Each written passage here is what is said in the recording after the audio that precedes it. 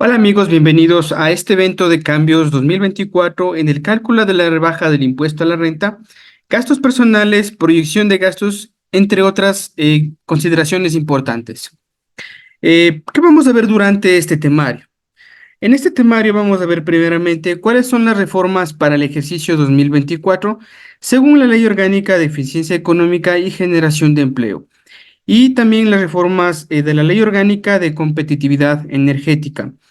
Vamos a ver también cómo es el cálculo de la rebaja por gastos personales que son aplicables al impuesto a la renta del periodo fiscal 2024. ¿Cuáles son las consideraciones importantes respecto al número de cargas familiares, el nuevo valor de la canasta básica familiar para este año 2024? Vamos a ver quiénes deben ser considerados como cargas familiares para efectos del cálculo de la rebaja por gastos personales y cuáles pueden ser las formas de justificar. ¿Cómo se registran las cargas familiares y otros aspectos a considerar?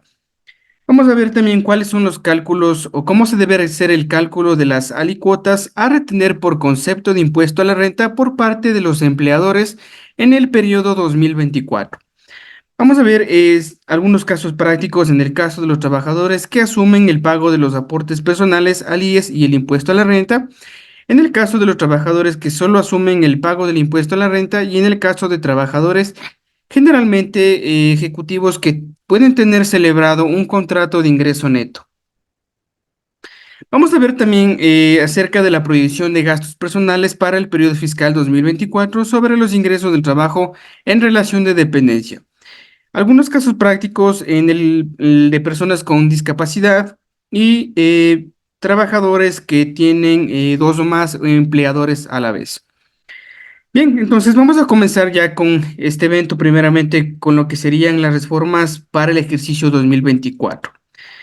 Respecto a las reformas para este periodo 2024, primeramente tenemos las reformas de la Ley de Economía Familiar o la Ley LEFAN. Esta ley, bueno, apareció a partir del año 2023, en las cuales trae algunas nuevas reformas. ¿Cuáles son algunas de las reformas que aparece con esta nueva ley LEFAN? Primeramente sería la presentación de la proyección de gastos personales, cómo se hacía antes en el periodo 2023 y cómo se debe hacer en el 2024. La proyección de gastos personales para el año 2024 se hace ahora en el mes de febrero, máximo con una fecha de presentación máxima hasta el 29 de febrero del 2024. Antes se lo hacía en el mes de enero. Otro de los cambios es respecto al cálculo de los empleadores respecto a la retención en la fuente del impuesto a la renta. Para este año 2024, ¿qué es lo que cambia? Que la proyección de gastos personales se va a realizar en el mes de febrero y el empleador deberá retener el impuesto a la renta a partir del mes de febrero. El impuesto a retener lo dividirá para 11 meses, en razón de que la canasta básica familiar para este año 2024 para poder calcular se tomará como referencia el mes de enero. Y por eso es lo que justamente la proyección se hace desde febrero, para poder tomar como base, como cálculo, esta canasta básica del mes de enero. Luego tenemos lo que son algunas de las reformas con la Ley de Urgencia Económica, Ley de Eficiencia Económica y Generación de Empleo. En el año 2024, ¿qué es lo que cambia? Cambia que las personas con cargo o a cargo de personas con enfermedades catastróficas raras y o huérfanas tendrán lo que es un mayor número de canastas básicas para este tipo, para estas personas, ¿no? Enfermedades que tengan enfermedades catastróficas raras o huérfanas. Respecto del año 2023, tenían o se hacía la multiplicación de acuerdo a 20 canastas básicas familiares, pero para el 2024 se ha incrementado esto y se hace en base a 100 canastas básicas familiares. Para este año 2024, se toma como referencia la canasta básica familiar desde el mes de enero, año que se genera lo que son ingresos. En el año anterior, en el 2023, se tomaba como referencia la canasta básica del mes de diciembre del año anterior. ¿Qué más cambiaría respecto con esta ley? Cambiaría que en el año 2024 los gastos personales y con la ley LEFAN se hace de acuerdo a multiplicando lo que es en base al 18% para el cálculo de la rebaja. 18% de acuerdo al número de cargas familiares. Recordemos que en el 2023 nosotros teníamos lo que era la normativa LODE y en base a ese cálculo se hacía en base al 10 o al 20% de las canastas básicas familiares, como rebaja, ¿no? Pero eso cambia con la ley de economía familiar y para el 2024 ya aplica esto. Aplica que se haga en base al 18% como base de rebaja. ¿Qué ha cambiado con la ley de competitividad energética? Con la ley de competitividad energética se ha hecho ciertas aclaraciones sobre el tema de gastos personales. Como bien conocemos cuáles son los gastos personales que se pueden tomar para como consideración, son los gastos de vivienda, gastos de educación, alimentación, salud, vivienda, turismo nacional. En esta ley hace algunas aclaraciones respecto a sobre gastos de pensiones alimenticias, arte y cultura, así como intereses por préstamos quirografarios e hipotecarios con instituciones del sistema financiero. Estas son algunas aclaraciones que hace la ley de competitividad energética y son gastos que nosotros podemos tomar, ¿no? Para considerarlos posteriormente en la rebaja del impuesto a la renta. Bien, estos serían casi todos los cambios que se han realizado o se van a practicar en el año 2024 con la ley de economía familiar, la ley de urgencia económica y la ley de competitividad energética, ¿no? Bien, para el 2024 igualmente el cálculo de la rebaja se hacen ciertos cambios, ¿no? Se hacen ciertos cambios respecto al año 2023.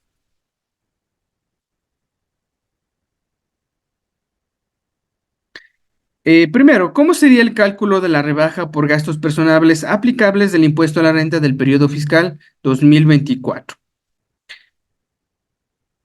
Para el 2024, primeramente, lo que se tiene que actualizar o lo que va a cambiar es justamente que el cálculo se le haga en base a la tabla del impuesto a la renta que aplica al año 2024. Ya no se le haría en base a la tablita del año 2023, sino en base a la tabla del 2024. Respecto al cálculo, igualmente se actualizaría lo que es el tema de la rebaja del impuesto a la renta, en razón de que la canasta básica familiar se tomaría en cuenta en base a enero, en base a este mes de enero del año 2024. Ya tenemos lo que es una nueva canasta básica para este año, enero 2024, y el valor está por 789,57. Respecto a esto se actualiza lo que sería la rebaja del impuesto a la renta, del impuesto a la renta causado. Entonces, de acuerdo, bueno, a la ley Elefant, sí teníamos, digamos, un número ya determinado de canastas básicas familiares. Sin embargo, se modificó lo que serían las canastas básicas para las personas que tienen discapacidad o están a cargo de personas que tienen enfermedades catastróficas, raras o huérfanas. Bien, entonces, ¿qué se actualizaría? Se actualizaría justamente lo que sería el número de canastas básicas para las personas con enfermedades catastróficas, raras o huérfanas. Se actualizaría también lo que es el valor de la canasta de la rebaja como tal, ya que la rebaja se lo hace en base a la canasta familiar de enero del 2024. Como podemos ver aquí, igualmente se va multiplicando lo que sería el número de canastas familiares por cada una de las cargas. Por ejemplo, si una persona tiene una carga familiar, la normativa permite que se haga que se tome como rebaja lo que serían 9 canastas básicas familiares. Y así de manera sucesiva. Tiene 2 cargas familiares, lo haría en base al cálculo de 11 canastas básicas, 3 cargas familiares, 14 y así de manera sucesiva. Bien, entonces aquí justamente se modifican lo que son los valores para el 2024 respecto al valor de la canasta básica familiar.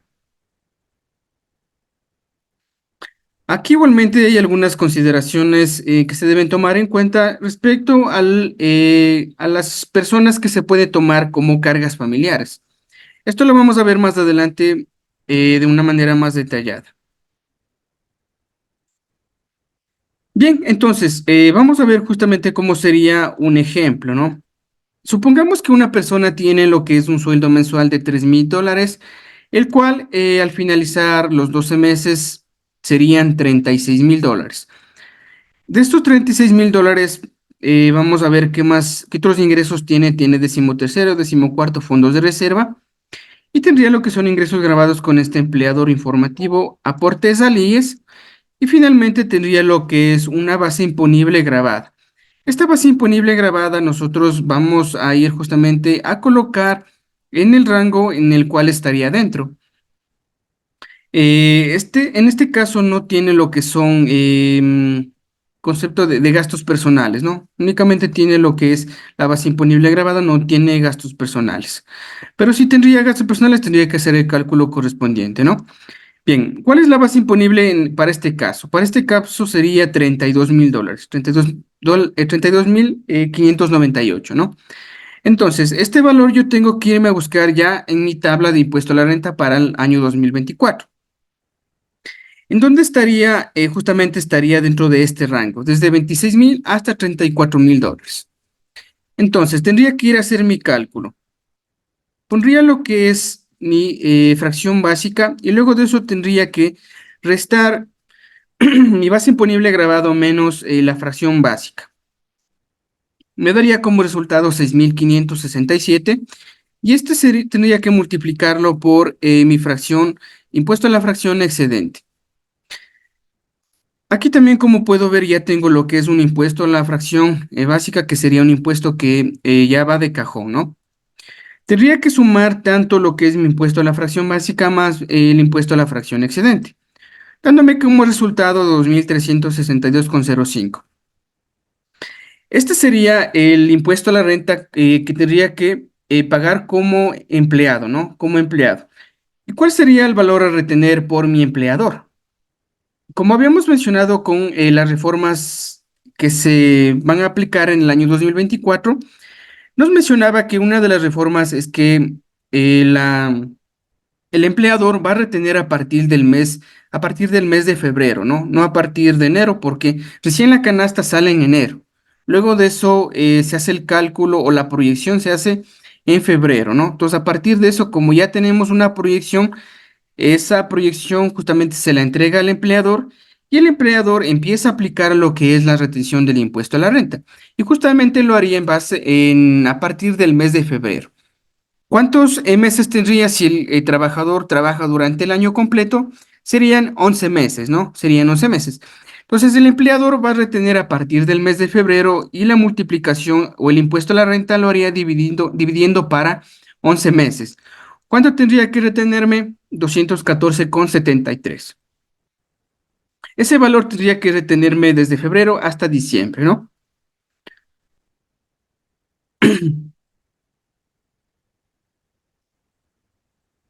Bien.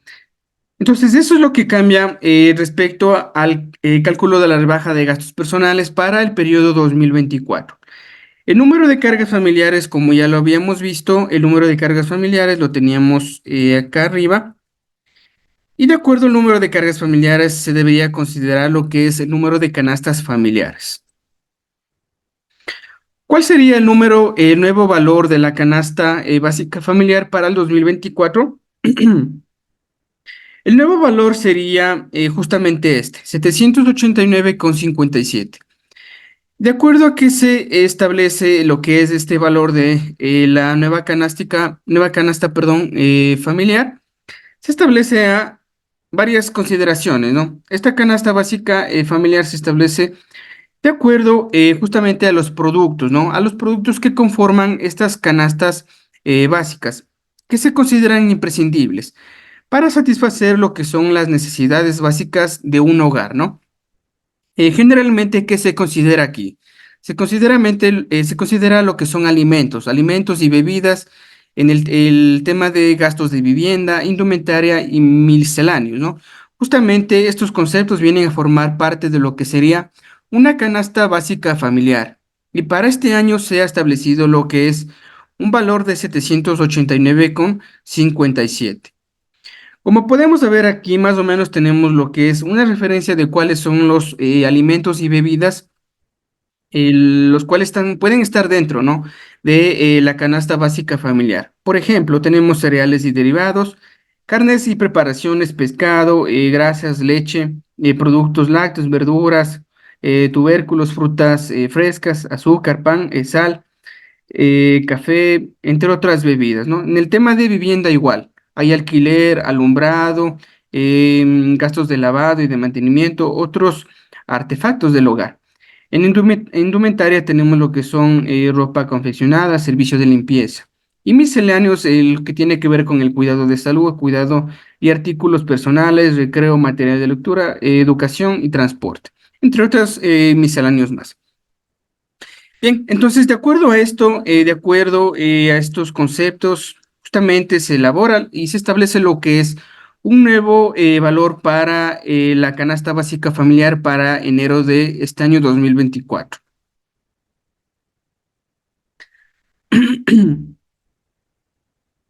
Bien, ahora, ¿quiénes deben ser considerados como cargas familiares para efectos del cálculo de la rebaja por gastos personales y formas de justificarlos? Bien, de acuerdo a la ley de régimen tributario interno, en el artículo 11, antes del artículo 11 es un artículo inmunerado, ¿no? En este artículo inmunerado nos menciona cuáles pueden ser o quiénes pueden ser considerados como cargas familiares. Primeramente nos dice que como cargas familiares pueden ser los padres, ¿no? También pueden ser los cónyuges o parejas en unión de hecho. Hijos hasta los 21 años de edad, ¿no? O con discapacidad de cualquier edad, sin importar la edad, ¿no? Una de las condiciones es que nosotros podemos tomar en cuenta es que para poder tomar en cuenta estas cargas familiares, ya sean los padres o los hijos de menores de 21 años de edad, la condición es que siempre ellos no perciban ingresos grabados. Si ya perciben lo que son ingresos grabados, ya no se los puede tomar en cuenta como cargas familiares, ¿no? Y igualmente que sean dependientes del sujeto pasivo. De acuerdo a estas condiciones se puede tomar en cuenta a un padre, se puede tomar en cuenta a un cónyuge, a un hijo, ¿no? Hasta 21 años de edad. Y de igualmente de discapacidad también, ¿no? Si es que la persona con discapacidad, dependiendo del grado de discapacidad que tenga, ya tiene lo que son ingresos grabados, ya no se lo podría tomar en cuenta como carga familiar. Bien, entonces otra información importante que se debe entender es que las cargas familiares son dependientes, deben ser dependientes del sujeto pasivo, ¿no? Cuando éste cubra prácticamente la totalidad de sus gastos personales dentro del ejercicio fiscal respectivo. Importante también que en el caso de que dos o más contribuyentes tengan a las mismas cargas familiares, estas podrán ser distribuidas entre ellos de forma discrecional, pero en ningún caso dos o más contribuyentes podrán considerar a la misma carga familiar para la rebaja de gastos personales. ¿Qué quiere decir con esto, no? Que, por ejemplo, dentro de una familia podemos tener tres hijos. Los hijos pueden ser menores de edad, no tendrían lo que son ingresos grabados y los hijos pueden ser sí registrados como cargas familiares de manera discrecional. Digamos, por ejemplo, ¿no? Eh, dos hijos los puedo registrar al padre como tal y un hijo, el tercer hijo lo puedo registrar como carga familiar para la madre, ¿sí? Pero no puedo hacer, digamos, registrar las mismas tres cargas tanto para el padre como la madre, ¿no? Sino que yo sí podría distribuir un hijo de acuerdo para cada uno, ¿no? Pero no literalmente las tres cargas para los dos como tal. Eso es lo que nos menciona justamente aquí.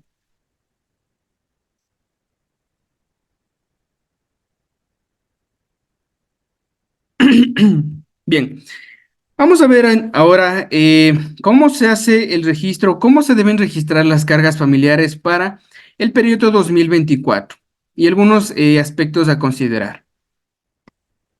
Bien, le voy a poner en este momento a pausar la grabación y luego voy a reanudar la grabación.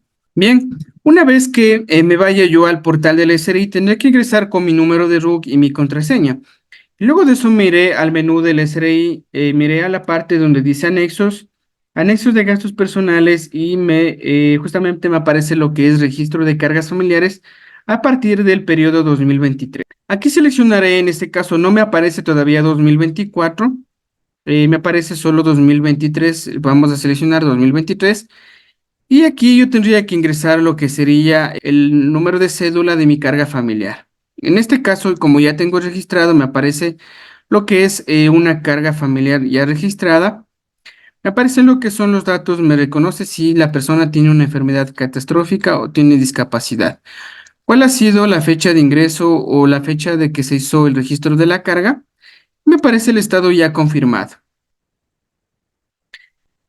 Este registro de cargas familiares se hace con el fin de que cuando vaya a hacer yo lo que es mi anexo de gastos personales, aparezca lo que son justamente los conceptos de gasto que ha realizado lo que es la carga familiar.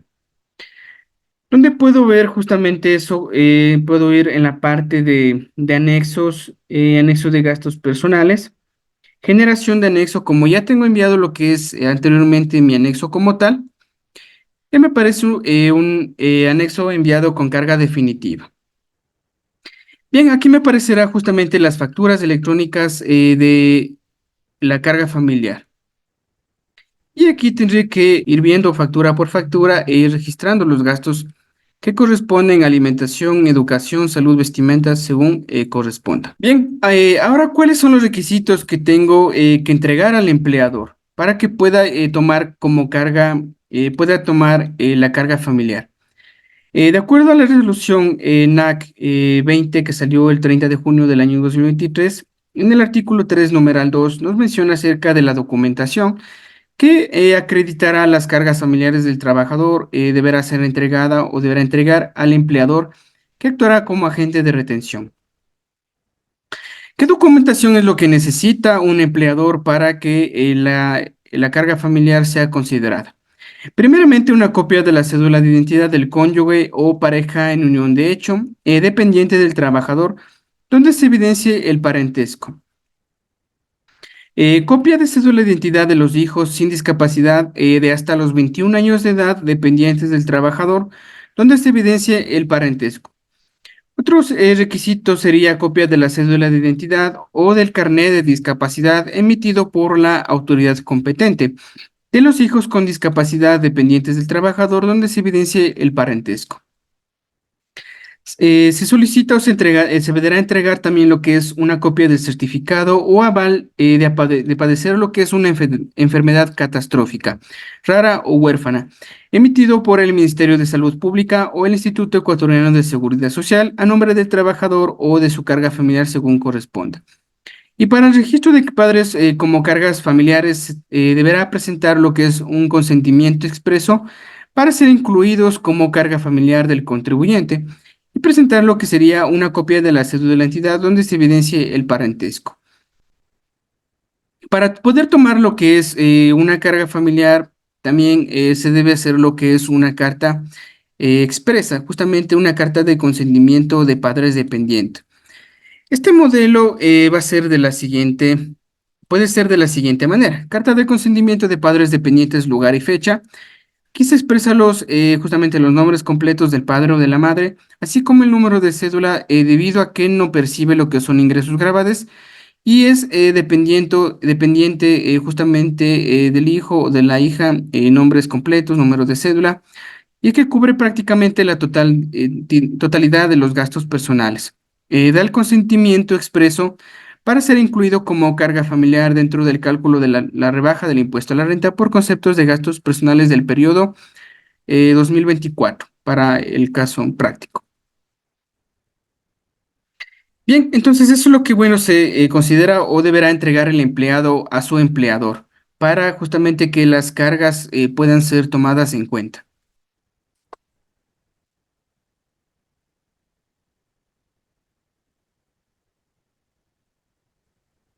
Bien, en el numeral 4 vamos a ver cuáles serían el cálculo de las alícuotas a retener por concepto de impuesto a la renta por parte de los empleadores en el año 2024. Aquí hay algunos casos prácticos que puedan darse.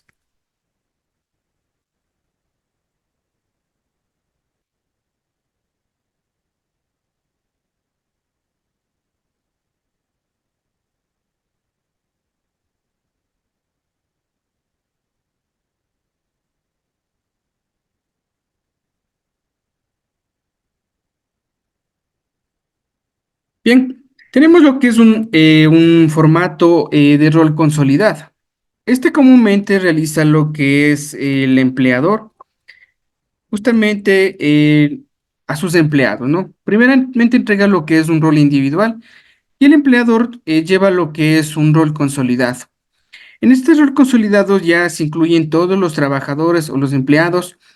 Se puede considerar lo que es el cargo, justamente el proceso, el mes al que corresponde el rol de pagos, el número de días que ha trabajado, esa persona si tiene derecho a fondos de reserva o no tiene derecho a fondos de reserva, cuál es el sueldo, si de pronto tiene lo que son otros conceptos de ingreso por bonos, horas extras y de manera sucesiva. Luego de eso tendría lo que son los posteriores descuentos, como puede ser uno de ellos el aporte al IES. Otro descuento puede ser préstamos que tenga el empleado o el trabajador, que serían préstamos quirografarios o hipotecarios, anticipos que tenga de quincena, así como el total de descuentos y el sueldo neto que tendría ese empleado. Bien, esto se hace justamente, el empleador puede hacer lo que es un rol consolidado, justamente para definir al periodo de finalizar justamente el año definiría lo que es justamente si debe efectuar lo que es una retención o no del impuesto a la renta a cada uno de los empleados. El empleador podría armarse lo que es una tablita dinámica justamente con estos valores y determinar si tendría que efectuar o no retención de impuesto a la renta.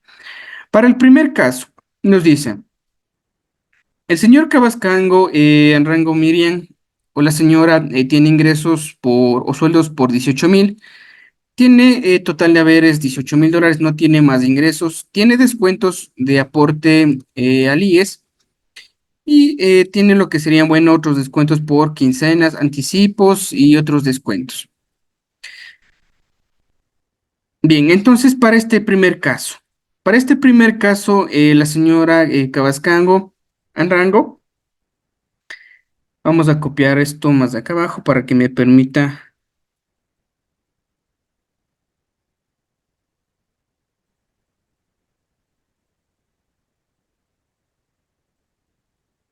Bien, para este primer caso,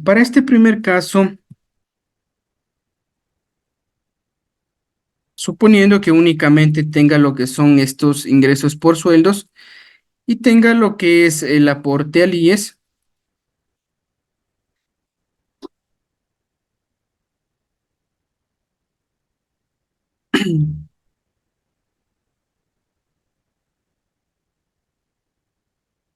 tendría que ir identificando empleado por empleado si tendría que efectuar o no lo que sería una retención del impuesto a la renta.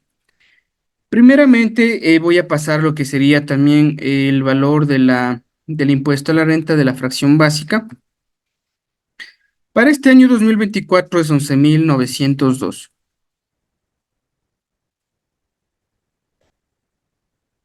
Bien, entonces, para este primer empleado sí tendría que realizar lo que es la retención del impuesto a la renta. ¿Por qué? Porque justamente sobrepasa, ¿no? Sobrepasa la fracción básica. El empleado gana al finalizar el año lo que es 16,299 y ya sobrepasa la fracción básica que sería 11,902. Para el segundo caso igualmente sobrepasa. Para el tercero igual, el cuarto no sobrepasa, apenas tiene $2,000. El quinto igualmente no sobrepasaría y el último sí sobrepasa. Entonces,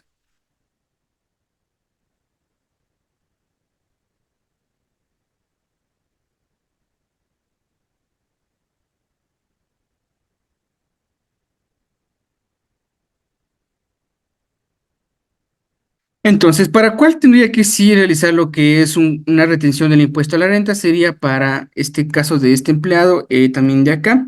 Del tercero también, de los cuarto y quinto no sería necesario. Y del último sí sería necesario. Total de cuántos tiene que hacer la retención del impuesto a la renta, tiene que hacer de estos cuatro empleados. ¿Cuál sería cómo debería efectuar lo que es la retención del impuesto a la renta? Tendría que ser el mismo cálculo por cada uno. Justamente el empleador va a tomar como cálculo estos ingresos de 16.299 y va a realizar lo que es el cálculo. Pondría como valor total 16.000, suponiendo que este sea un ingreso mensual.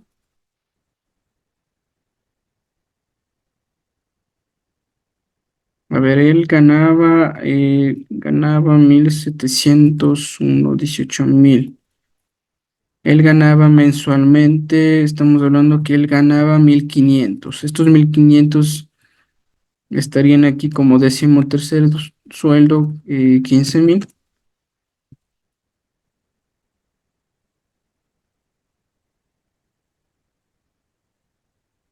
Bien, perdón, él ganaría aquí 1.500 y tendría que multiplicar por 12, ¿no? Recordemos que este formato estaba ya formulado y acá me va a calcular lo que es del aporte al IES, que sería 1.701.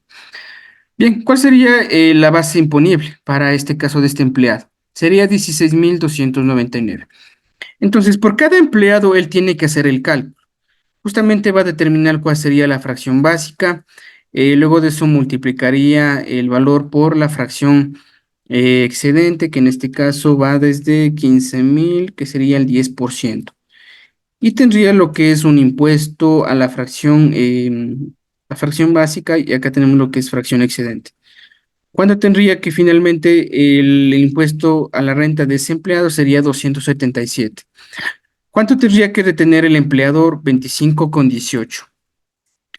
Estos 25,18 el empleador va a retener de manera mensual, que serían por 11 meses,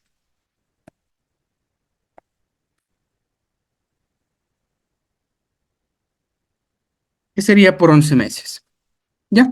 Y así debería ser de manera sucesiva con cada uno de los empleados. Este valor de la retención se incluiría dentro del rol de pagos del empleado como tal, para justamente que vaya determinando cuál sería el sueldo neto de cada uno de los empleados. Por ejemplo, aquí en la tablita dinámica. En la tablita dinámica, en el primer caso, la señora Miriam Gávez-Cango tiene ingresos de 18.000, que sería el sueldo. Un aporte al IES tiene otros conceptos de préstamos, anticipos y cuál ha sido el total de descuentos. Aquí podría incluir, ¿no? A ver, retención del impuesto a la renta. Se incluiría lo que son 25,18, que finalmente serían, al cabo de 11 meses, sería 277. Aquí debería sumar estos descuentos, que sería quincena más impuesto, más la retención del impuesto a la renta y el aporte al IES. Finalmente tendría que restar lo que sería el total de haberes menos los descuentos. Él ya no recibiría justamente lo anterior, sino 12.665 aproximado. Y así tendría que hacerlo por cada uno de los empleados. Poner la retención del impuesto a la renta en el rol de pagos, ¿no? De cada uno de los empleados.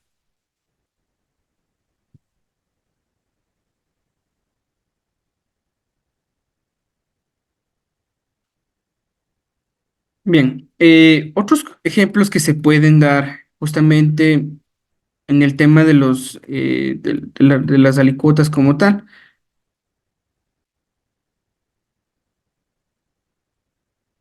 son algunos casos que puedan darse como tal. Ya, primeramente, en un caso práctico, un empleado puede tener lo que son dos empleadores al mismo tiempo. El primer empleador en donde tiene lo que son ingresos bajo relación de dependencia.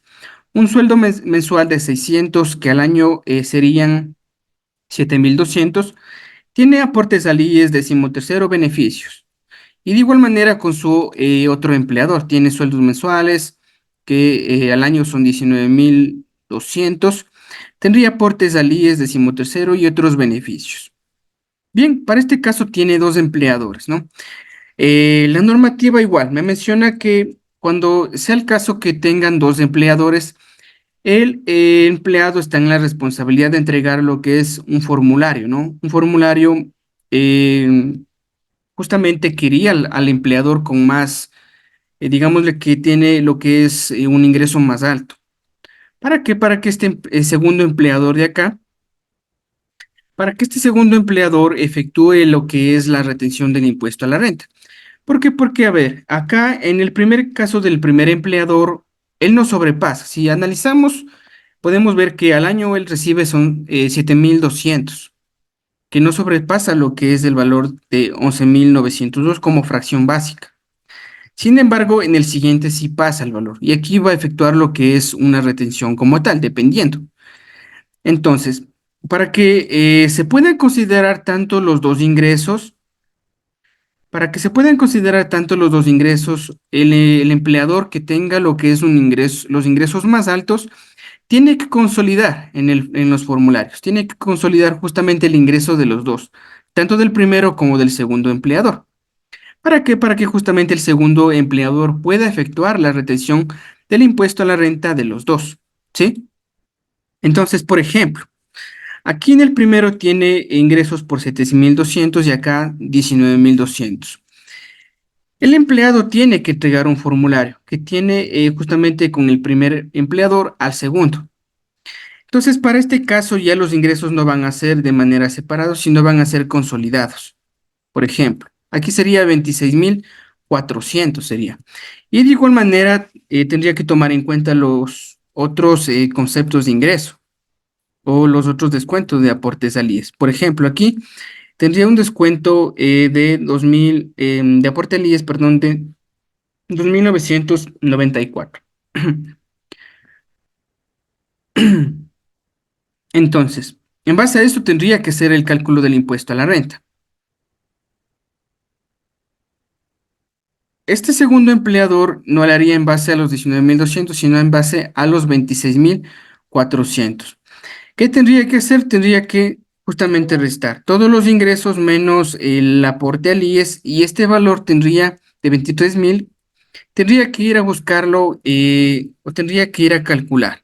Tendría que ir a calcular, pondría en su tablita de impuesto a la renta, pondría aquí lo que sería el total de ingresos. Aquí tendría que cambiar, bueno, variaría. Tendría que pasar cuáles serían los conceptos de decimotercer sueldo, que en este caso sería 2.200. Tendría que igualmente pasar su decimocuarto sueldo. Tendría que pasar sus fondos de reserva también.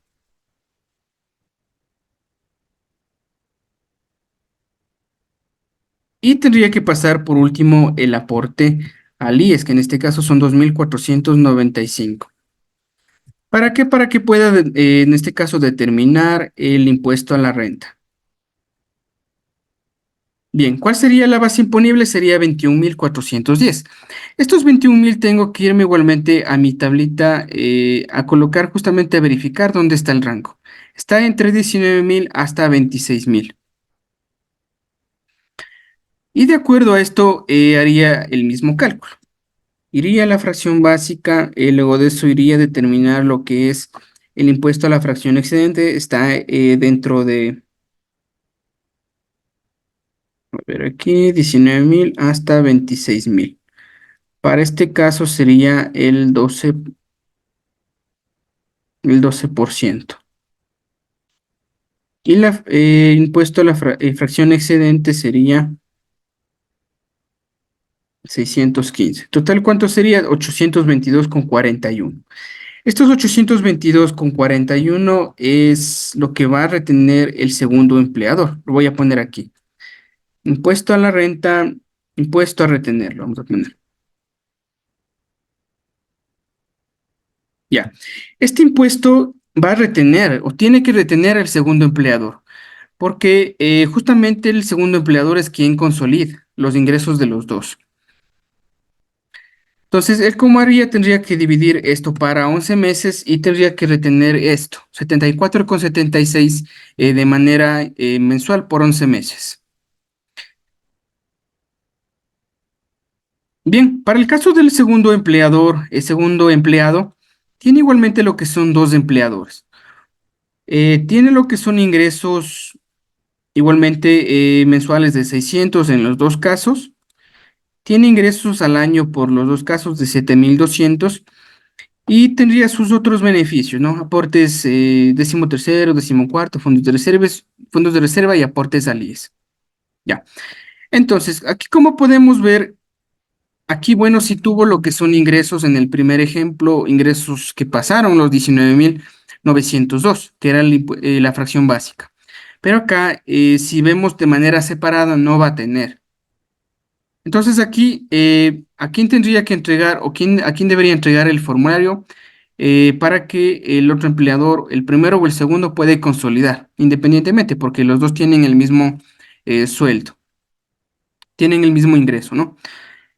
Entonces, aquí independientemente, porque es justamente, tienen el mismo valor. Si uno de los dos fuera el mayor, tendría que entregar el formulario al empleador con el cual tenga los que son ingresos más altos.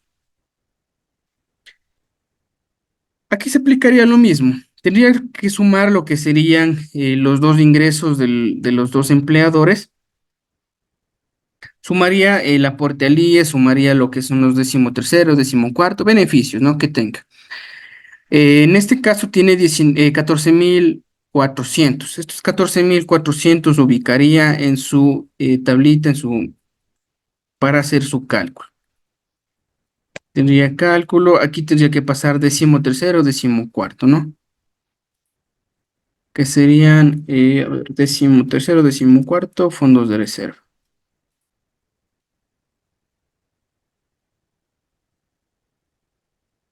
Bien, y aporte al IES de igual manera, tendría que pasar el valor que sumó aquí, 1,360,80.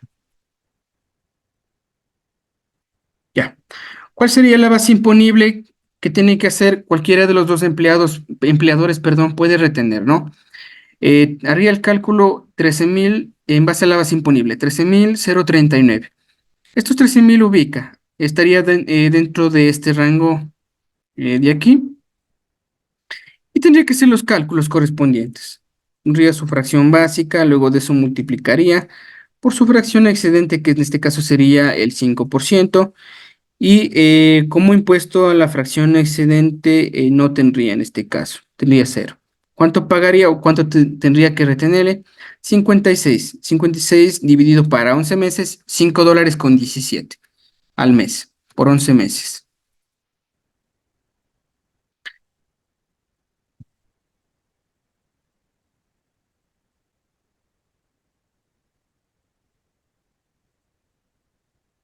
56,86, que al mes sería 5,17.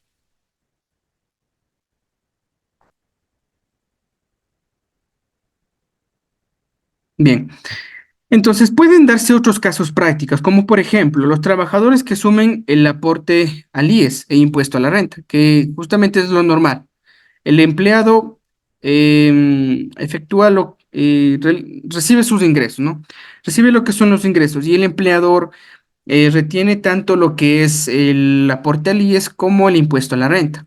Y él es el que se encarga de justamente pagar de manera mensual tanto lo que es el IES y pagar al SRI lo que sería el impuesto a la renta, ¿no?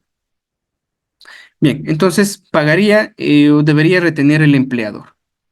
Pero pueden darse los otros casos, por ejemplo, como que el trabajador justamente solo asume el impuesto a la renta o el trabajador recibe lo que es un salario neto. Al recibir un salario neto, de acuerdo a las condiciones que se realicen o se celebren entre el empleador, el trabajador o el empleador, pueden darse ciertas condiciones, por ejemplo, contratos de salario neto, donde justamente el empleador paga efectivamente al trabajador lo que son, por ejemplo, 1.500. Y en base a eso no le descuenta nada, ¿sí? Hay algunas consideraciones que se deben tomar en cuenta en esos casos. Bien, entonces, en el segundo caso, los trabajadores solo asumen el impuesto a la renta. Cuando los trabajadores solo asumen el impuesto a la renta, quiere decir que el empleador es el encargado, ¿no? De pagar lo que sería el aporte al IES. Por ejemplo, en este caso, el empleado tiene un sueldo mensual de 1.500, que al año serían 18.000, tiene un aporte al IES de 1.701, tiene algunos beneficios, 13º, 14º, fondos de reserva. Tiene ingresos por 18.000, tiene lo que es el aporte al IES por 1.701, perdón. Tiene una base imponible de 16.299. Fracción básica tendría que ir a calcular, ¿no? El impuesto a la renta en la tablita del año 2024. Tiene fracción básica, fracción excedente y calcula cuál sería el impuesto causado al final. Al final tendría un impuesto a la renta causado de 277. Esto el empleador lo divide para 11 meses. Para el caso del año 2024, lo divide para 11 meses, saldría en 25,18, ¿no? Por cada mes, por 11 meses. Bien, para 11 meses. Entonces, en este caso nos dice, los trabajadores solo asumen el impuesto a la renta. Entonces, en el rol de pagos, el empleador pondría únicamente esto, por concepto de descuento, 25 dólares con 18 como retención del impuesto a la renta. No le pondría esto como descuento en el rol de pagos como aportelías, porque esto lo asume el empleador. Y de acuerdo a eso se celebró el contrato, que únicamente el empleado asume lo que es el impuesto a la renta, pero no asume el aporte al IES. Y ahí cambian las condiciones. Y cuando yo vaya a hacer mi anexo de gastos personales, ahí tendría que poner justamente ingresar al trabajador como empleado que se sujeta a un contrato de salario neto, ¿sí? Y ya lo vamos a ver con el último ejemplo, cómo se tiene que poner en ese caso. Para el tercer caso nos dice, el trabajador no asume nada, el empleador es el quien asume tanto el aporte al IES como el impuesto a la renta que se le debe retener. Al empleado únicamente se le coge y se le paga 1.500 dólares al mes, que al año serían 18.000 dólares. Sí calcula lo que es un aporte al IES como tal, porque eso tiene que pagar el empleador al IES, igualmente lo que serían los beneficios, y determinaría cuáles son los ingresos. Serían los ingresos 18.000 dólares, son ingresos netos para efectos del cálculo del impuesto a la renta. ¿Cuál sería la fracción básica? Tendría que ir a ubicar en mi tabla de impuesto a la renta 2024. Para este caso sería 15.000, están dentro de este rango, 15.000 y 19.000. Entonces ubica, hace el cálculo de la fracción básica, cuánto tendría por fracción excedente. Hace la determinación del impuesto causado que tendría que pagar ese empleado. Ya, pero en este caso, como de acuerdo a la celebración del contrato, el empleador asume todo, asume tanto aporte al IES como el impuesto a la renta. Entonces, independientemente, dentro del rol de pagos no va a tener como descuentos nada el empleado. Va a recibir todos los 1.500, pero para efectos de pagar el impuesto a la renta, el empleador tiene que pagar, tiene que hacer el cálculo, ¿no? Tiene que hacer el cálculo tanto de aporte de IES como de el aporte que va del impuesto a la renta, y esto tendría que pagar el empleador, porque eso, de acuerdo a eso se celebró el contrato. Bien, entonces, ¿cómo tendría que hacer ahora justamente cuando vaya a hacer mi anexo de gastos personales? Y sería de la siguiente manera.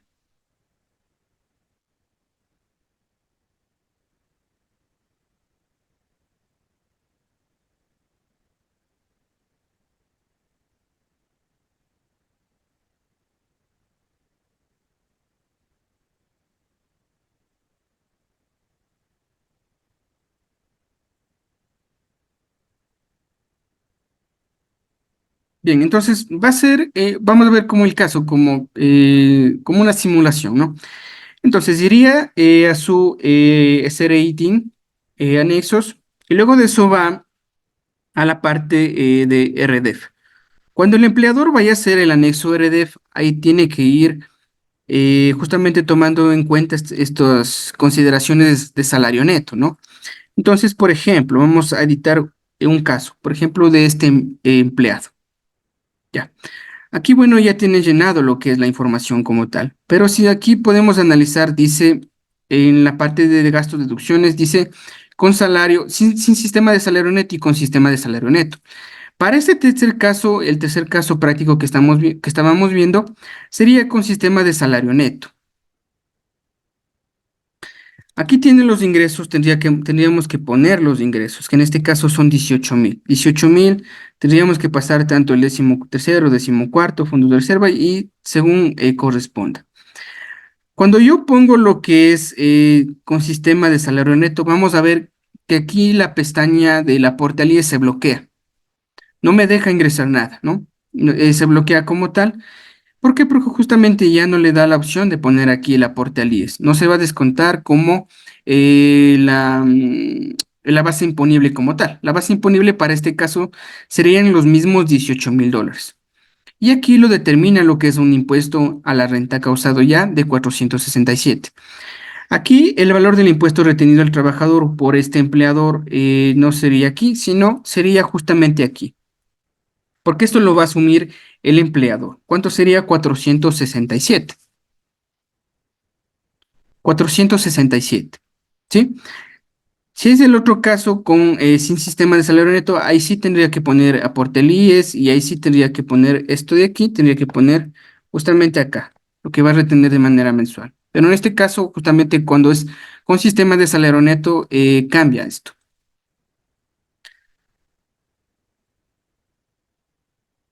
Bien, y por último vamos a ver qué más vamos a ver dentro del temario. Dentro de este temario vamos a ver justamente cómo se hace la proyección de gastos personales, ¿no? Para el periodo fiscal 2024 sobre los ingresos del trabajador en relación de dependencia. Igualmente el caso de personas con discapacidad, con o a cargo con discapacidad, ¿no? Bien, entonces, ¿cómo sería o cómo tengo que realizar mi proyección de gastos personales? El formulario como tal ya está subido en la página del SRI. El formulario de proyección, ¿no? Que se debe realizar, justamente estábamos viendo esto al comienzo, se debe realizar máximo hasta el 29 de este mes, de febrero. Entonces, en base a eso, tiene que hacer el empleado la proyección de gastos personales.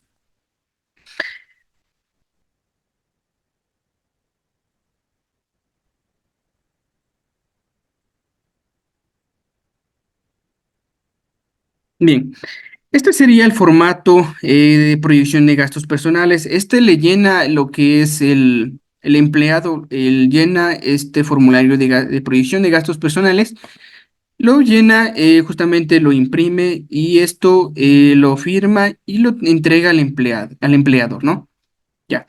Igualmente, cuando él ponga, por ejemplo, aquí dentro de este formulario, ponga lo que son cargas familiares, tendría que entregar la documentación que estábamos viendo en la pestaña anterior. ¿Cuál era la documentación? Dependiendo del caso. Ahí solicitaba lo que son copias de cédula. Si eran padres, había que hacer lo que es una carta de consentimiento, ¿no? Si era una persona con discapacidad, tendría que tener lo que es un carnet justamente del tipo de discapacidad y el grado de discapacidad, ¿no? Que debería ser emitido igualmente por el Ministerio de Salud o el Instituto de Seguridad Social, el IES. Bien, entonces de acuerdo a eso tiene que entregar, ¿no? Adjunto a esto, adjunto a esta proyección, entrega lo que es la documentación. Entonces, este formulario el empleado lo llena, lo imprime, lo firma y entrega al empleador. Bien, aquí tenemos lo que serían algunos, perdón, algunos ejemplos que puedan darse. Algunos ejemplos que puedan darse. Primero, un empleado quiere realizar su proyección de gastos personales para el 2024, por lo que tiene los siguientes datos. Tiene ingresos y gastos personales. Tiene ingresos mensuales de 1,500, que al año son 18,000 dólares. Tiene otros conceptos de ingreso, de bonos, que son de manera mensual. Bonos de $50 que al año son 600. Total de ingresos tiene 18.600. Ha calculado lo que es el aporte al IES, el cual sale por 1.757 y un sueldo neto al año por 16.842. Ya. ¿Qué es lo que va a proyectar únicamente esto? Únicamente, a ver, el empleado va a pasar justamente esto. Esto es lo que quiere saber. Los ingresos, ¿no? El tema de aporte ahí es no se pasa a la proyección. Solamente esto, por los ingresos, total ingresos. Y también lo que serían los gastos personales, ¿no? Los gastos personales en los cuales el empleado va a incurrir dentro de este año 2024, ¿no? Recordemos que este formulario únicamente es una proyección. Justamente esta proyección es una estimación, ¿no? Es una planificación que va a realizar el empleado durante el año. Durante el año, el empleado va a incurrir, sí, en ciertos gastos, en los cuales de manera puede ser, puede ser que sí llegue justamente a la proyección o no lleguen como tal. Entonces ahí habría que hacer algunas otras consideraciones adicionales también, ¿no? Pero, a ver, en este caso sí tiene gastos personales. Tiene gastos personales que va a proyectar por $14.000, ¿no? Entonces, ¿cómo tendría que ser su proyección? Se va a realizar lo que es su proyección de gastos personales. Ingresa, por ejemplo, aquí, ¿no? Ingresa sus...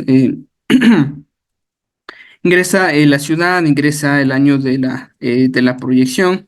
Para este año va a ser 2024, ingresa febrero, quisero, supongamos que va a presentar el día 5 de febrero del 2024. Aquí pone sus datos, ¿no? Sus datos en 45444, aquí pone sus datos, por ejemplo.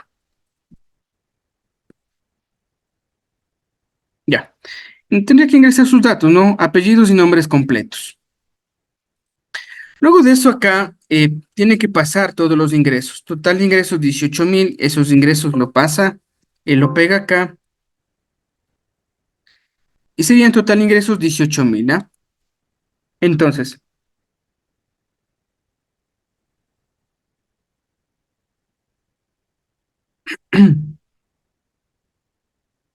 luego de eso tendría que pasar lo que son sus gastos personales, ¿no? En este caso tiene 3.000, tiene acá 4.000, tiene 3.000. Acá tiene 2.000 y tiene 2.000, ¿ya? Total gastos personales que va a incurrir o que va a proyectar son 14.000. En este caso, dice, el trabajador o sus cargas familiares tienen discapacidad o en una enfermedad catastrófica rara o huérfana. Aquí tiene que usted seleccionar. Va a poner no en este caso. Más acá abajo dice, ¿cuál es el número de cargas familiares para la rebaja de gastos personales? Para este caso no tiene cargas familiares, entonces tiene que poner cero. ¿Cuál sería el monto, el valor máximo de la rebaja de impuesto a la renta por gastos personales? Proyectado sería 994,86. ¿Sí? Antes de eso, acá me olvidaba, justamente tiene que poner el empleado lo que es el total de ingresos, ¿no? No descuenta lo que es el IES, pone el total de ingresos como tal. Bien, entonces, ¿cuánto sería la rebaja? 994,86. De acuerdo a esto, el empleador es quien va a efectuar la retención del impuesto a la renta, de acuerdo a esta proyección. ¿Sí? Bien, entonces más acá justamente ya pide lo que es la identificación, en este caso del empleador, que puede ser otro tipo de identificación, ¿no? Pongámoslo aquí 100.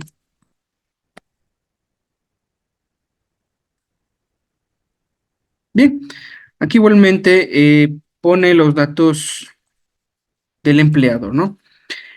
Finalmente firma el empleado y firma el empleador, ¿no? Como agente de retención. Eso igualmente debe estar debidamente firmado. Bien, entonces este sería el primer caso. En el segundo caso dice, un empleado quiere realizar su proyección de gastos personales para el 2024, por lo que tiene los siguientes datos. Tiene sueldos mensuales de 2.500 que al año son $30.000. Tiene bonos, total de ingresos 30.600. Estos 30.600, como les mencionaba, va a poner aquí 30.600. como total de ingresos. Bien, tiene aporte al IES, que bueno, eso no le pasaría. Y tiene gastos personales, ¿no? Tiene gastos personales de salud, vivienda, alimentación. Bien, me parece que no deja pegar aquí.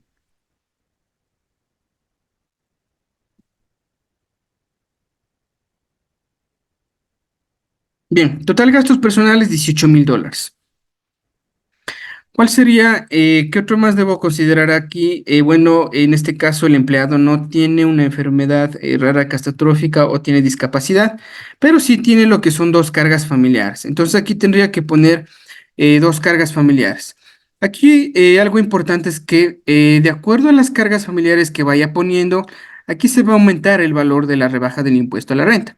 Entonces, si pone dos, vamos a ver que el valor de la rebaja cambia, se vuelve más alto, ¿no? Entonces, ¿cuál sería el valor? El monto máximo sería 1,563,35, ¿no? Ya, 1,563,35. Bien, entonces eso es lo que sería por concepto de proyección, ¿no? Ahora, en el tercer caso, un empleado es una persona con discapacidad y quiere realizar su proyección de gastos personales para el 2024. Tiene ingresos mensuales por 1,500 al año 18,000, perdón, ingresos totales por 18,600, parte el IES y gastos personales por 5,000. Tiene dos cargas familiares, ¿no? En este caso. Bien, entonces aquí sería 18,600. Tiene gastos personales de $1,000 cada uno.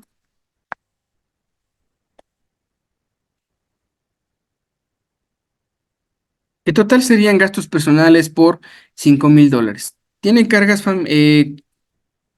es una persona con discapacidad. Sí, en este caso tendríamos que poner como que sí. Y tiene dos cargas familiares. Ya. Aquí una consideración importante es que, por ejemplo, si yo pongo una carga familiar, el valor va a seguir siendo lo mismo. Aquí no va a cambiar. ¿Por qué no cambia aquí? Porque justamente ya el valor de la rebaja no está condicionado con las cargas familiares, sino está condicionado justamente con esto, con la persona que tiene discapacidad, con el empleado, ¿sí? Entonces, de acuerdo a esto, ya el valor de cálculo cambia. Cambia porque justamente mencionábamos eso en más acá teníamos lo que es el número de canastas básicas familiares. Y nos mencionaba lo siguiente, que cuando una persona tiene discapacidad o tiene a cargo personas con discapacidad, enfermedades catastróficas, raras o huérfanas, el número de canastas básicas familiares se hacía de acuerdo a 100 canastas básicas familiares.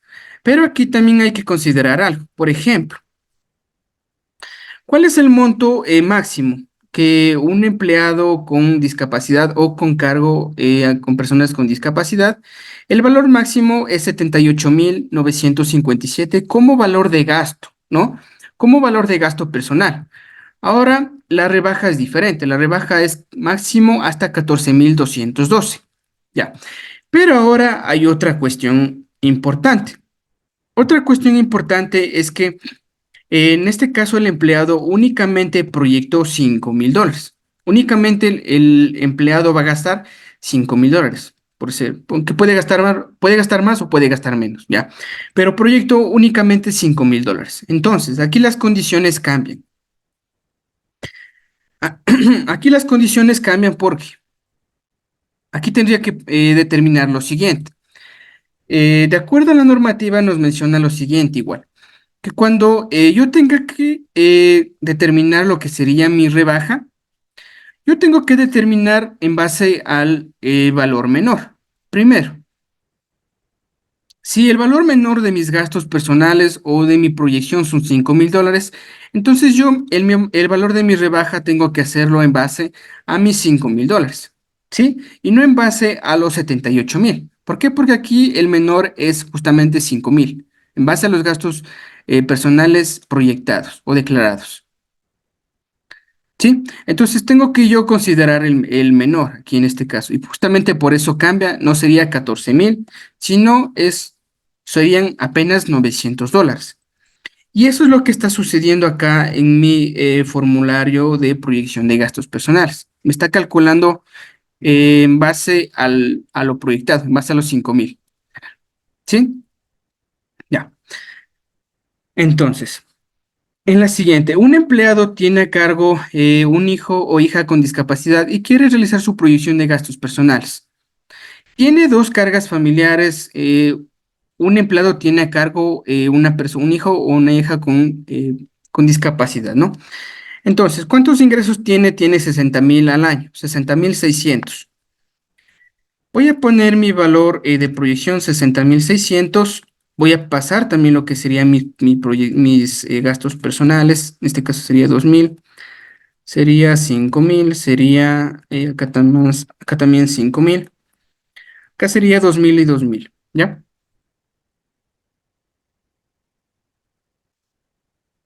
Sería 2,000, 2,000, sería total $16,000 como proyección. Bien, en este caso nos dice lo siguiente. ¿Es un empleado con discapacidad o tiene cargo? Sí. Tiene dos cargas. Aquí no importaría. Justamente estábamos viendo que aquí no importaría si pone un número de cargas familiares. Ya eso está condicionado con justamente la primera pregunta. ¿Cuánto sería en este caso? En este caso serían 2,880, ¿no? ¿Por qué? Porque está de acuerdo a esto. Está de acuerdo a los $16,000. Y no en base al número de canastas como tal, que serían 100, ¿sí? Sino en base a los gastos proyectados. En este caso serían 16,000. ¿Cuánto sería aquí el valor de mi rebaja? Sería 2,880, que estaría en mi formulario de proyección. Bien, y por último creo que tenemos un caso más. Nos dice lo siguiente. Un empleado Ya, un empleado tiene dos empleadores. Desea realizar su proyección de gastos personales. ¿Cómo debe realizarlo? Bien, entonces para este caso tiene que él consolidar, ¿no? A ver, aquí en nuestro formulario de proyección de gastos personales sí nos permite tener separar, ¿no? Separar. Por ejemplo, con mi primer empleador tengo ingresos por 7,200. Voy a pasar mi ingreso acá. Y con mi segundo empleador yo tengo 19,200. Total 26,400. ¿Cuánto tiene de gastos proyectados aquí? Tiene 5,000. ¿Cuánto sería? Aquí sería 1,000, sería 1,000, sería 1,000, 1,000, 1,000, 1,000, 1,000, 1,000 y 1,000, que sería total 5,000. ¿Tiene discapacidad? ¿El empleado tiene discapacidad o tiene a cargo personas con discapacidad? No. Aquí vamos a poner no. ¿Tiene cargas familiares? En este caso no. Bien, ¿cuál sería el valor de la rebaja? El valor de la rebaja sería 900, ¿sí? Aquí igualmente nos dice lo siguiente. Aquí en este caso igual. Tiene gastos proyectados 5,000. Entonces me voy a mi cuadrito y dice, sin cargas familiares me permite máximo hasta 5,526. Pero como mis gastos declarados o proyectados fueron 5,000, entonces tome el menor de los dos. En este caso 5,000. En base a esto, determine el cálculo de la rebaja. ¿Cuánto sería? $900. ¿Sí?